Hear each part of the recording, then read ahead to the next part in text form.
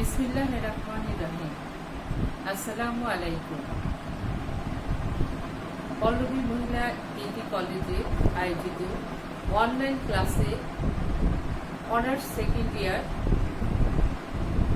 Accounting এবং management স্টুডেন্টদের তোমাদের জানাই শুভেচ্ছা এবং স্বাগত। কেমন আছো ব্যবসায় শিক্ষার্থীরা? নিশ্চয়ই খুব ভালো আছো, আমিও ভালো আছি আলহামদুলিল্লাহ। দেশের এই ক্লান্তি লগ্নে তোমরা কীভাবে পড়াশোনা করছো, কতটুকু করছো জানি না, তবে অবশ্যই তোমাদের পড়াশোনা করা উচিত, ঠিকমতো পড়াশোনা করা উচিত। প্রত্যেকটা সাবজেক্টের বিষয়ে তোমাদের অনলাইনে ক্লাস হচ্ছে, এই ক্লাসগুলো ফলো করা উচিত। আশা করি তোমরা সেভাবে পড়াশোনা করছো এবং অর্থনীতি ক্লাস রেগুলার দেখছো। প্রিয় শিক্ষার্থীরা, তোমাদের গত ক্লাসে আমি পড়িয়েছিলাম, আমি আজকে চার নম্বর ক্লাস করাচ্ছি, যে অধ্যায় দ্বিতীয় অধ্যায়ে অর্থাৎ অর্থনৈতিক কর্মকাণ্ডের পরিমাপ, এই চ্যাপ্টারটা পড়াচ্ছি। এই চ্যাপ্টারের 4 নম্বর চ্যাপ্টার। তোমরা আগের পড়াগুলো খুব ভালো করে বুঝবে, ভালো করে বোঝার চেষ্টা করবে। আর আজকের ক্লাসে আমি তোমাদের পড়াবো জাতীয় আয় পরিমাপের পদ্ধতি, জাতীয় আয় পরিমাপের গণনার সমস্যা, দ্বৈত গণনা, বিএনপি গ্যাপ ইত্যাদি বিষয়গুলো নিয়ে আলোচনা করব। প্রিয় শিক্ষার্থীরা, এখন আমি আসি তোমাদের পড়াশোনার বিষয়। আজকে তোমাদের পড়াবো জাতীয় আয় পরিমাপের পদ্ধতি। শিক্ষার্থীরা, ইতিপূর্বে তোমাদের জাতীয় আয় কাকে বলে ইত্যাদি পড়িয়েছি, মোট আভ্যন্তরীণ উৎপাদন কাকে বলে এগুলি পড়িয়েছি। আজকে তোমাদের পড়াবো জাতীয় আয় পরিমাপের পদ্ধতিগুলি কি। যে সকল পদ্ধতি ব্যবহার করে জাতীয় আয় পরিমাপ করা যায়, গণনা করা যায়, সে সকল পদ্ধতিকে বলা হয়ে থাকে জাতীয় আয় পরিমাপের পদ্ধতি। জাতীয় আয় পরিমাপ পদ্ধতিকে আমরা 3টি ভাগে ভাগ করতে পারি। যেমন দেখো, বোর্ডে মেলা দেখো 3টি পদ্ধতি কি কি: উৎপাদন পদ্ধতি, আয় পদ্ধতি, ব্যয় পদ্ধতি। উৎপাদন পদ্ধতি হচ্ছে প্রোডাক্ট মেথড,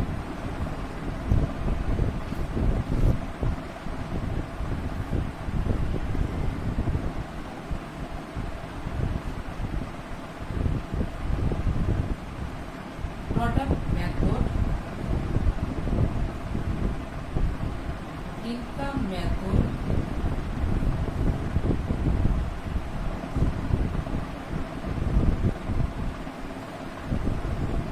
আর হচ্ছে এক্সপেন্ডিচার মেথড।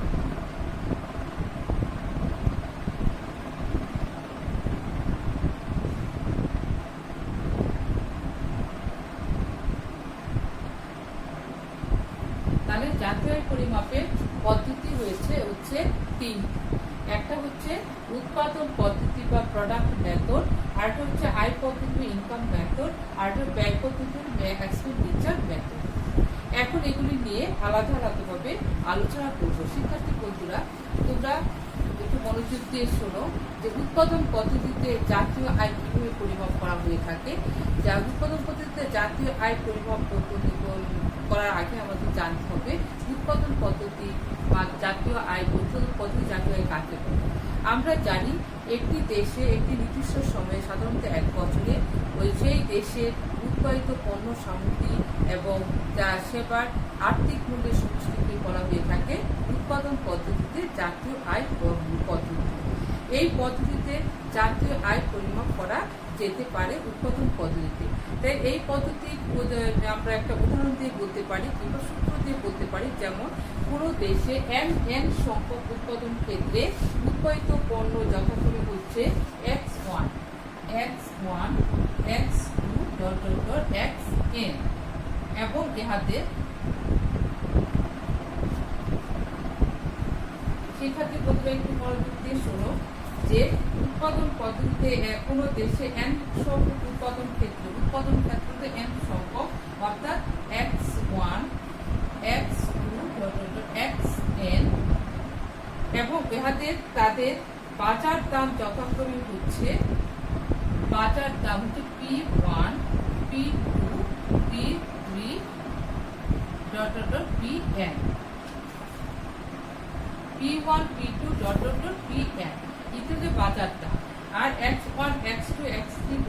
উৎপাদিত পণ্য। সুতরাং এইগুলোকে আমরা একটা সূত্রের মাধ্যমে আমরা বলে দেখি, y is equal to p1 x1 plus p2 x2 plus pn xn। অর্থাৎ এখানে আমরা পাই summation n i is equal to 1 ধরা হয়েছে pi xi ইত্যাদি। এটা হচ্ছে উৎপাদন পদ্ধতিতে জাতীয় আয় পরিমাপের পদ্ধতি। অর্থাৎ উৎপাদন পদ্ধতিতে জাতীয় আয় পরিমাপ করতে হলে এর সূত্রটা হলো y is equal to p1 x1, অর্থাৎ x1 দ্রব্যের দাম, x2 দ্রব্যের দাম, এরকম হলো xn দ্রব্যের দাম। এটাকে আমরা এই সূত্রের মাধ্যমে প্রকাশ করতে পারি। এটা হলো উৎপাদন পদ্ধতিতে জাতীয় আয় পরিমাপের সূত্র।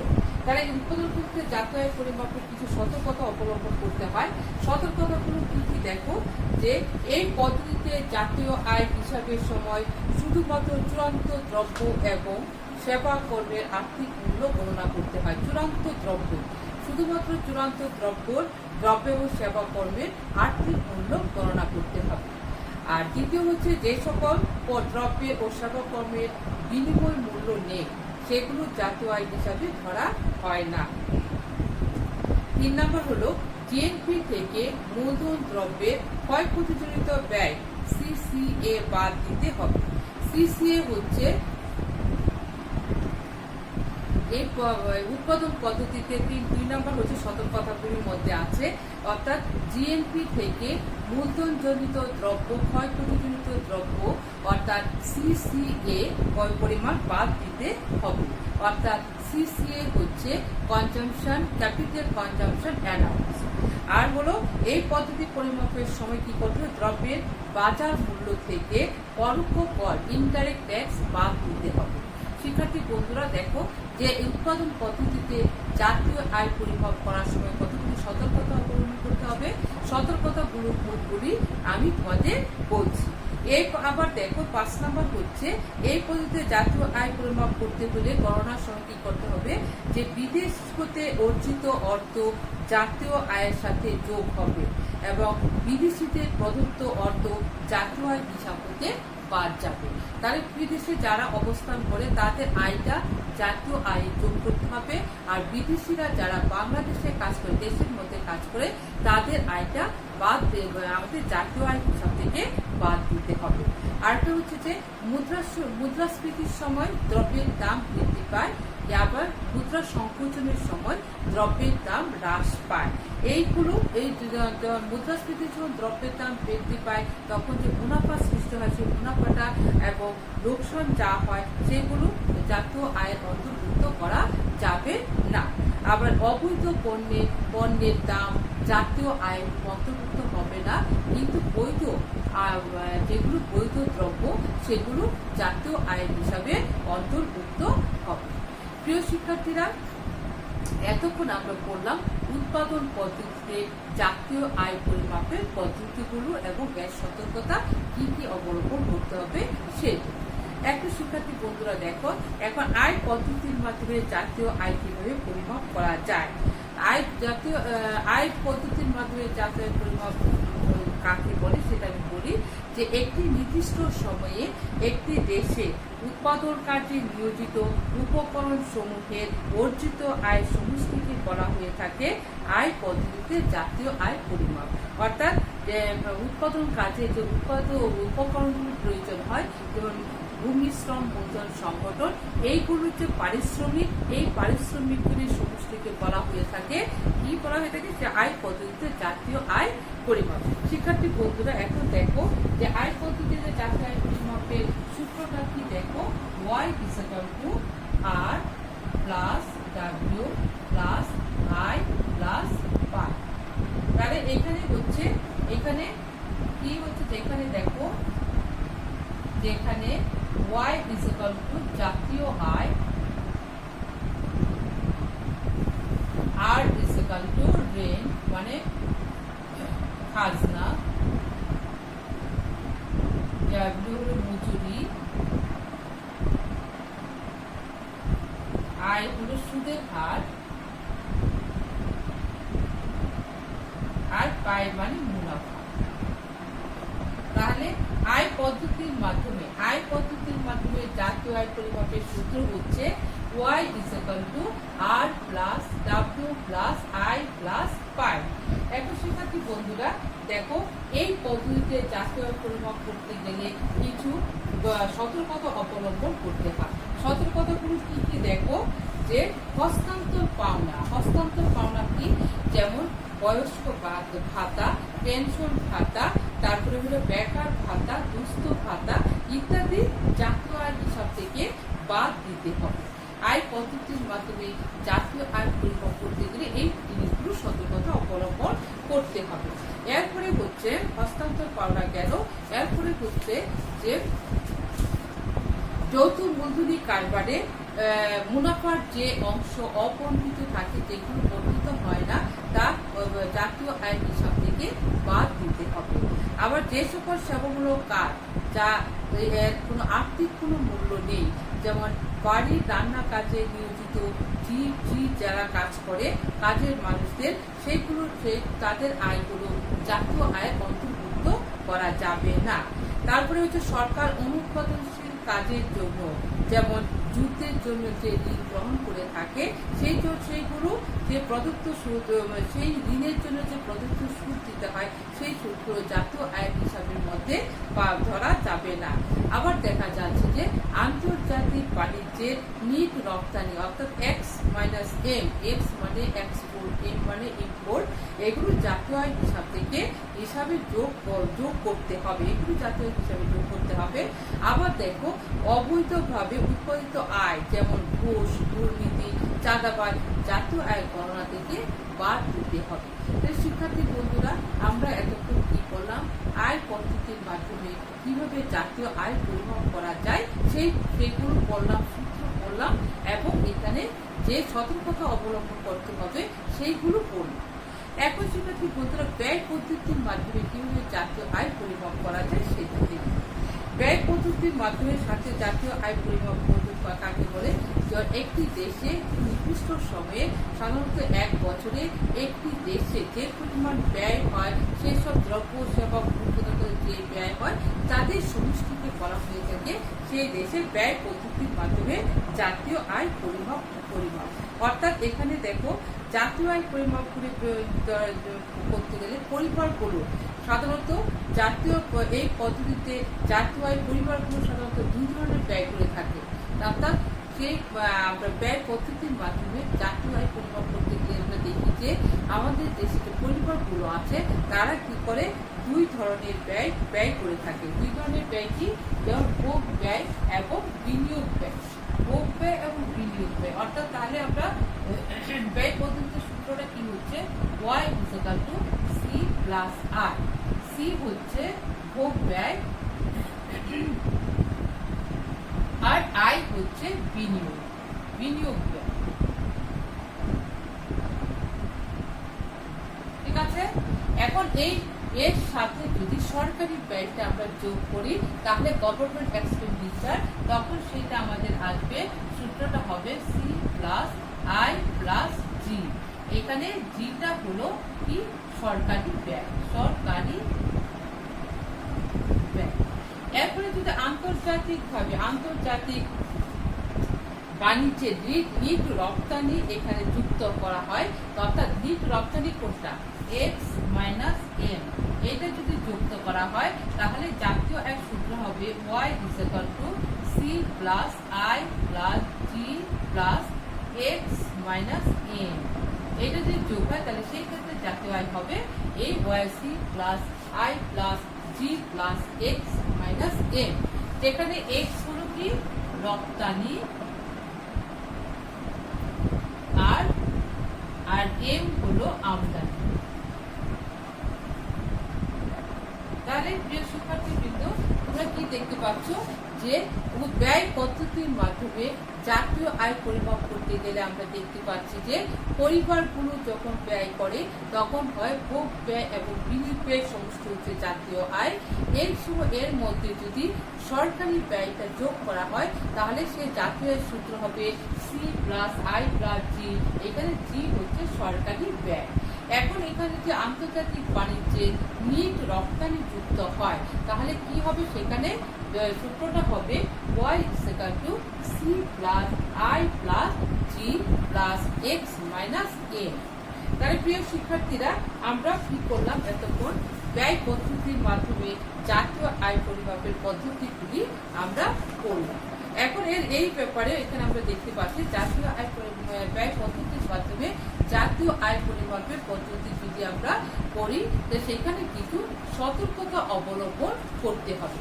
সতর্কতাগুলো কি কি? দেখো, অনুৎপাদনশীল কাজের জন্য সরকারের যে সুদ প্রদান করে তা জাতীয় আয় থেকে হিসাব থেকে অন্তর্ভুক্ত করা যাবে না, অর্থাৎ বাদ দিতে হবে। আর বলছে হস্তান্তর পাওনা বাদ দিতে হবে। তো হস্তান্তর পাওনাগুলি কি কি শিক্ষার্থী বন্ধুরা? আমরা জানি যে হস্তান্তর পাওনা হচ্ছে বেকার ভাতা, বয়স্ক ভাতা, পেনশন, দুস্থ ভাতা ইত্যাদি। এগুলো জাতীয় আয় হারের হিসাব থেকে বাদ দিতে হবে। সরকারি ও বেসরকারি বিনিয়োগ থেকে সিসিএ বাদ দিতে হবে। সিসিএ হলো অপচয়জনিত খরচ, যেটা ডিপ্রিসিয়েশন কস্ট, অর্থাৎ ক্যাপিটাল কনজাম্পশন অ্যালাউন্স। এটা আমাদের বাদ দিতে হবে সরকারি এবং বেসরকারি বিনিয়োগ থেকে। জাতীয় ব্যয় থেকে পরোক্ষ কর বাদ দিতে হবে, অর্থাৎ এই ন্যাশনাল এক্সপেন্ডিচার থেকে কি বাদ দিতে হবে? ইনডাইরেক্ট ট্যাক্স বাদ দিতে হবে। এই ব্যাপারে সতর্ক থাকতে হবে। তারপরে বিনা শ্রমে যেসব দ্রব্য ও সেবা পাওয়া যায় তা জাতীয় আয়ের গণনার সময় বাদ দিতে হবে। আবার একটা হচ্ছে মোট ব্যয়ের সাথে আন্তর্জাতিক বাণিজ্যের নিট রপ্তানি যোগ দিতে হবে, অর্থাৎ মোট ব্যয়ের সাথে আন্তর্জাতিক বাণিজ্যের নিট রপ্তানি, অর্থাৎ x - m, এটা যোগ দিতে হবে। তাহলে শিক্ষার্থী বন্ধুরা, আমরা এতক্ষণ কি করলাম? ব্যয় পদ্ধতির মাধ্যমে জাতীয় আয় পরিমাপের পদ্ধতিগুলো বিভিন্নভাবে করলাম এবং এর সতর্কতা কি সেই জিনিসগুলো দেখলাম। তাহলে এখানে আমরা ব্যয় পদ্ধতির মাধ্যমে জাতীয় আয় পরিমাপের পদ্ধতিগুলি দেখলাম। প্রিয় শিক্ষার্থীরা, এখন আমরা করব জাতীয় আয় পরিমাপের সমস্যাগুলো, অর্থাৎ জাতীয় আয় পরিমাপে যেসব সমস্যার সৃষ্টি হয় সেই সমস্যাগুলো করব। অর্থাৎ জাতীয় আয় গণনার যে তিনটি পদ্ধতির কথা বলা হয়েছে, এই তিনটি পদ্ধতিকে অবলম্বন করতে গেলে যে কোনো ধরনের সমস্যা কিংবা বাধার সম্মুখীন হতে হয়। সেই বাধার সম্মুখীনগুলি জাতীয় আয় গণনার ক্ষেত্রে অনেক অসুবিধার সৃষ্টি করে। তাহলে শিক্ষার্থী বন্ধুরা, এখন আমরা করব জাতীয় আয় গণনার এই তিনটি পদ্ধতি অবলম্বন করতে গেলে যেসব সমস্যার সম্মুখীন হতে হয় সেইগুলো নিয়ে আজকে আলোচনা করব। তাহলে শিক্ষার্থী বন্ধুরা, বোর্ডে দেখো জাতীয় আয় পরিমাপের সমস্যাগুলো কি হতে পারে।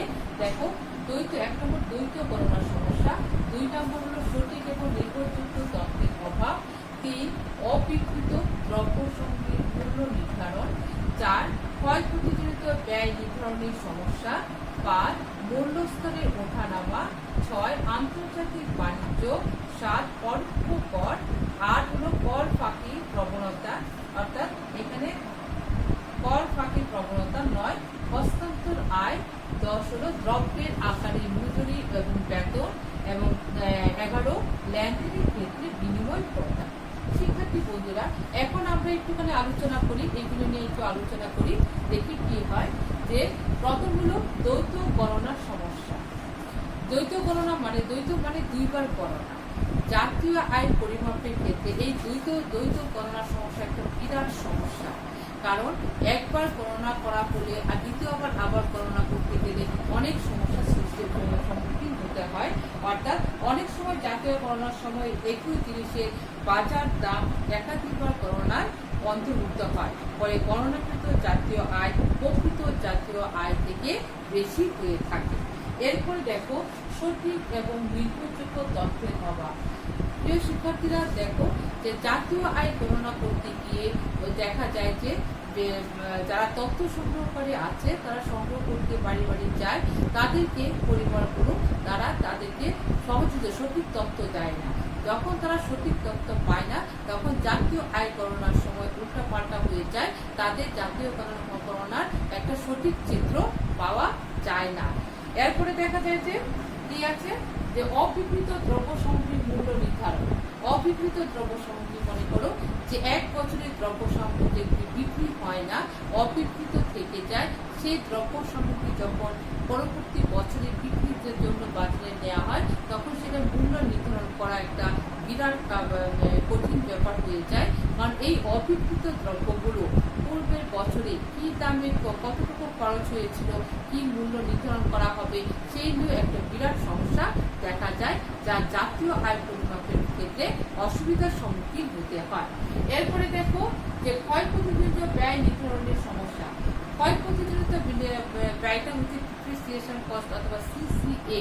শিক্ষার্থী বন্ধুরা, এই মূলধনজনিত অপচয়, ক্ষয়ক্ষতির ক্ষয়ক্ষতি অর্থাৎ যন্ত্রপাতি, কলকারখানা, দালান করে এগুলি কি পরিমাণ ক্ষয়ক্ষতি হয়েছে এইগুলির মূল্য নির্ধারণ করাও একটা কঠিন ব্যাপার হয়ে থাকে, যা জাতীয় আয় গণনা অর্থাৎ জাতীয় আয় পরিমাপের ক্ষেত্রে সমস্যার সৃষ্টি হয়ে থাকে।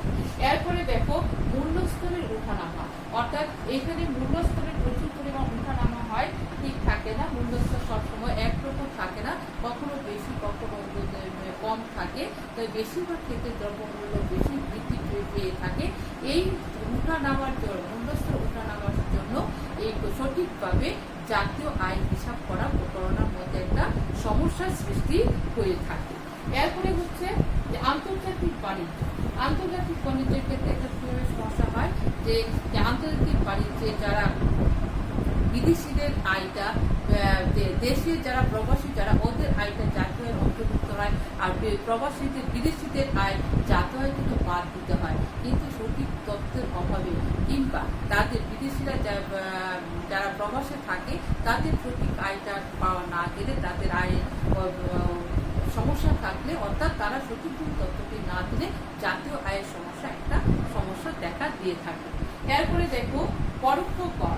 পরোক্ষ কর হচ্ছে যে পরোক্ষ কর বসালে দ্রব্যমূল্য বৃদ্ধি পায়, যখন দ্রব্যমূল্য বৃদ্ধি পাবে তখন জাতীয় আয় গণনার মধ্যে একটা সমস্যার সৃষ্টি হয়। এরপরে হচ্ছে কর ফাঁকির প্রবণতা।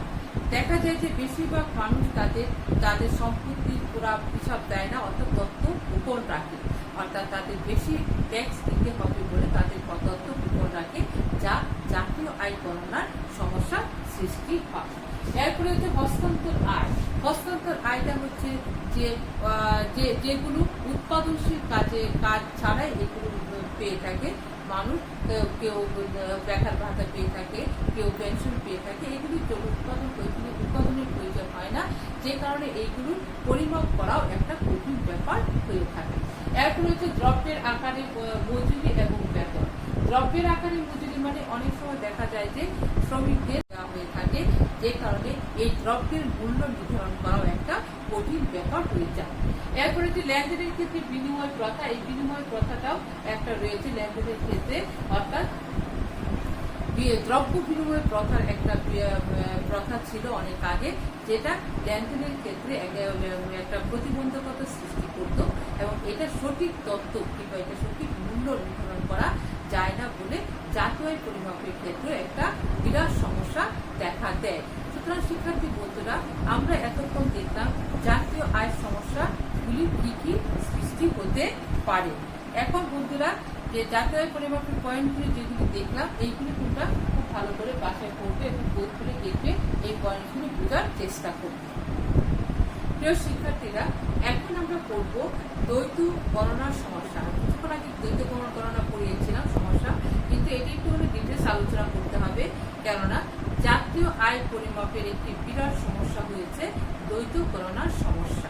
একটা জাতীয় আয় পরিমাপের ক্ষেত্রে অনেক বড় ধরনের জটিলতা সৃষ্টি করে দ্বৈত গণনার সমস্যা।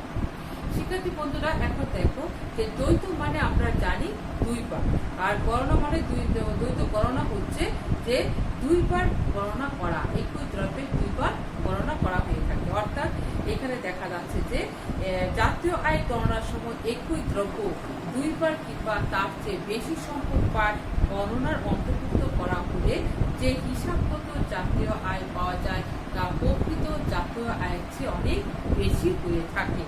এটি জাতীয় আয় গণনার একটি সমস্যা হিসেবে চিহ্নিত হয়ে থাকে। অর্থাৎ এইভাবে একই দ্রব্যের মূল্য একাধিকবার যদি গণনা করা হলে জাতীয় আয় গণনার যে সমস্যার সৃষ্টি হয় তাকে বলা হয় দ্বৈত গণনা। তারই শিক্ষার্থী আমি আবার রিপিট করছি, দ্বৈত গণনাটা কি তোমরা সহজে বুঝতে পারছো। দ্বৈত মানে দুইবার, আর দ্বৈত গণনা হচ্ছে একই দ্রব্য দুইবার গণনা করাকে বোঝা হয়ে থাকে, অর্থাৎ একই দ্রব্য দুইবার বা বহু সংখ্যকবার গণনা করার পদ্ধতিকে বলা হয় দ্বৈত গণনা। অর্থাৎ এইভাবে যদি হিসাবগত গণনা করা হয় সেটা যদি অ্যাকচুয়াল বাস্তব গণনার চেয়ে বেশি হয়ে যায় তখন জাতীয় আয় পরিমাপের ক্ষেত্রে একটি বিরাট জটিলতার সৃষ্টি করে। এই জটিলতার সৃষ্টি করাটাকে বলা হয় দ্বৈত গণনার সমস্যা। তাহলে শিক্ষার্থীরা আমরা এখন দেখি যে অর্থনীতিতে সাধারণত তিন ধরনের দ্রব্য রয়েছে। তিন ধরনের দ্রব্য কি কি দেখো, এক হচ্ছে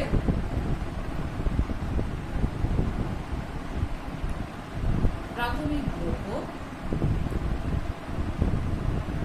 প্রাইমারি গুডস,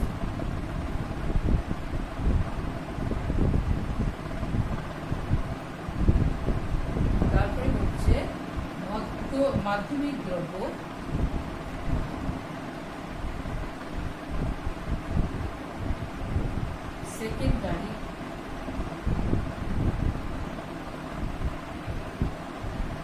সেকেন্ডারি গুডস,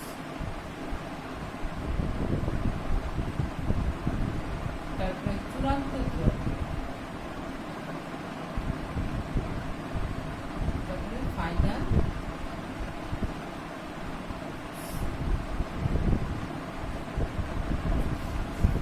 শিক্ষার্থী বন্ধুরা, তাহলে আমরা দেখি যে অর্থনীতিতে তিন ধরনের দ্রব্য আছে। একটা হলো প্রাইমারি গুডস অর্থাৎ প্রাথমিক দ্রব্য, আর একটা মাধ্যমিক দ্রব্য, সেকেন্ডারি গুডস, আর চূড়ান্ত দ্রব্য ফাইনাল গুডস। আচ্ছা, এখানে বলছে যে এই দ্রব্যগুলো দ্বৈত গণনা কিভাবে হয়ে থাকে, অর্থাৎ একই দ্রব্যের তিনবার গণনা যখন হয়ে থাকে তখন সেটা দ্বৈত গণনার সমস্যা সৃষ্টি হতে পারে। যে সকল দ্রব্য প্রকৃতি প্রদত্ত এবং মনুষ্য শ্রেষ্ঠ চূড়ান্ত ভোগের উদ্দেশ্যে ব্যবহৃত না হয়ে মধ্যবর্তী উৎপাদনে ব্যবহৃত হয় সেগুলিকে বলা হয় প্রাথমিক দ্রব্য। অর্থাৎ যে সকল দ্রব্য প্রকৃতি প্রদত্ত এবং মনুষ্য সৃষ্টিকারী দ্রব্য সেগুলিকে চূড়ান্তভাবে ব্যবহার না করে মধ্যবর্তী দ্রব্য উৎপাদনে ব্যবহৃত হয় সেগুলিকে বলা হয়ে থাকে প্রাথমিক দ্রব্য। তাই শিক্ষার্থী বন্ধুরা, আমরা প্রাথমিক দ্রব্য কিতাব জানলাম। এখন তো মধ্যবর্তী দ্রব্যটা কি দেখো, যে সমস্ত দ্রব্য চূড়ান্ত ভোগে ব্যবহৃত না হয়ে চূড়ান্ত দ্রব্য উৎপাদনে উপকরণ হিসেবে ব্যবহৃত হয় তাকে বলা হয়ে থাকে মধ্যবর্তী পণ্য বা মাধ্যমিক পণ্য বা দ্রব্য বা সেকেন্ডারি গুডস। আর যে সমস্ত দ্রব্য চূড়ান্ত ভাবে ভোগের উদ্দেশ্যে উৎপাদন করা হয় সেগুলিকে বলা হয়ে থাকে কি চূড়ান্ত দ্রব্য বা ফাইনাল গুডস। তাহলে শিক্ষার্থী বন্ধুরা, আমরা দেখলাম প্রাথমিক দ্রব্য কাকে বলে, মাধ্যমিক দ্রব্য কাকে বলে, চূড়ান্ত দ্রব্য কাকে বলে। এখন একটি উদাহরণের মাধ্যমে আমরা দেখি যে আমরা গম, উদাহরণ হিসেবে আমরা বলতে পারি গম, আটা ও রুটির কথা আমরা বলতে পারি যে গম হচ্ছে প্রাথমিক দ্রব্য, আটা হচ্ছে মাধ্যমিক দ্রব্য, আর রুটি হচ্ছে চূড়ান্ত দ্রব্য। এখন জাতীয় আয় হিসাব গণনার সময় গণনাকারীরা যদি গম, আটা ও রুটির দাম হিসাব করে তাহলে জাতীয় আয় অনেক বেশি হয়ে যায়, কেননা জাতীয় আয় হিসাবে শুধুমাত্র চূড়ান্ত দ্রব্য হিসাবে রুটির দাম অন্তর্ভুক্ত থাকে। যেমন দেখো যে শিক্ষার্থী বন্ধুরা একটু খেয়াল করো যে গম, আটা এবং রুটি এটা তিনটা দ্রব্য, তিনটা আইটেম। অর্থাৎ গম থেকে আটা হয়, আটা থেকে রুটি হয়। এখন গমের দাম যদি যা থাকে, 1 কেজি গমের দাম যদি থাকে 15 টাকা, আর 1 কেজি আটার দাম যদি থাকে 20 টাকা, আর 1 কেজি রুটির দাম হয় 30 টাকা, তখন জাতীয় আয় গণনার সময় যদি সবগুলোর দামই একত্র করা হয়, গমের দাম হলো 1 কেজি গম সমান কত টাকা বললাম, 15 টাকা, আর 1 কেজি আটা 20 টাকা, আর 1 কেজি রুটি 30 টাকা।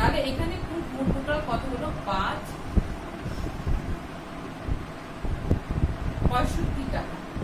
তাহলে কি হচ্ছে, আমরা যদি প্রতিটা দ্রব্যের দাম আমরা ধরি, তাহলে কি হচ্ছে, টোটাল রুটি 1 কেজি আটা দিয়ে রুটি গম দিয়ে রুটি তৈরি করতে 65 টাকা দরকার হয়। অর্থাৎ এখানে প্রাথমিক, মাধ্যমিক এবং চূড়ান্ত হিসাবে সবটা দাম আলাদা আলাদাভাবে দেওয়া আছে। কিন্তু এখানে আমাদের শুধু ধরতে হবে 30 টাকা রুটির দাম।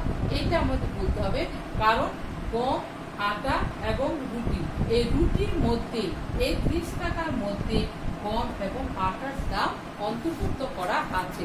সুতরাং এই ক্ষেত্রে দেখা যাচ্ছে যে চূড়ান্তভাবে যদি দ্রব্যটা পরিমাপ করা হয় তাহলে এটা সঠিক হিসাব হয়, কিন্তু দেখা যায় যে আলাদা আলাদা যদি হিসাব করা যায় তাহলে এটা আর্থিক মূল্যটা অনেক বেশি হয়ে যায়। অর্থাৎ রুটির দামের মধ্যে গম ও আটার দাম অন্তর্ভুক্ত আছে, কাজে গম, আটা ও রুটির দাম গণনা করা হলে জাতীয় আয় গণনায় দ্বৈত সমস্যার সৃষ্টি হয়ে থাকে।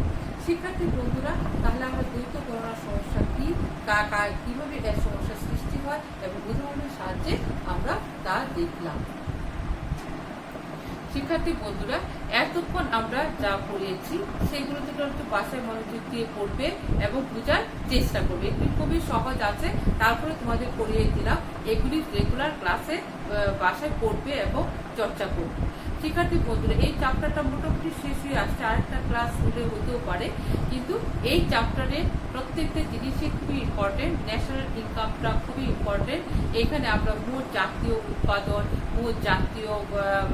মোট আভ্যন্তরীণ উৎপাদন, নিট জাতীয় উৎপাদন, নিট আভ্যন্তরীণ উৎপাদন ইত্যাদি জিনিসগুলো পড়িয়েছি, যেগুলো তোমাদের জন্য খুবই ইম্পর্টেন্ট এবং এগুলি সবসময় প্রতি বছরে দেখা যায় যে এগুলি এসে থাকে। তাহলে শিক্ষার্থী বন্ধুরা, তোমরা খুব ভালো থাকো এবং তোমরা পড়াশোনা করো, এই আশা করে, এই আশা ব্যক্ত করি খুব ভালো থাকো। আমাদের জন্য দোয়া করি, তোমরা ভালো থাকো, তোমাদের জন্য দোয়া করি। এই কামনে আজকে এই পর্যন্তই শেষ করলাম। ধন্যবাদ সবাই।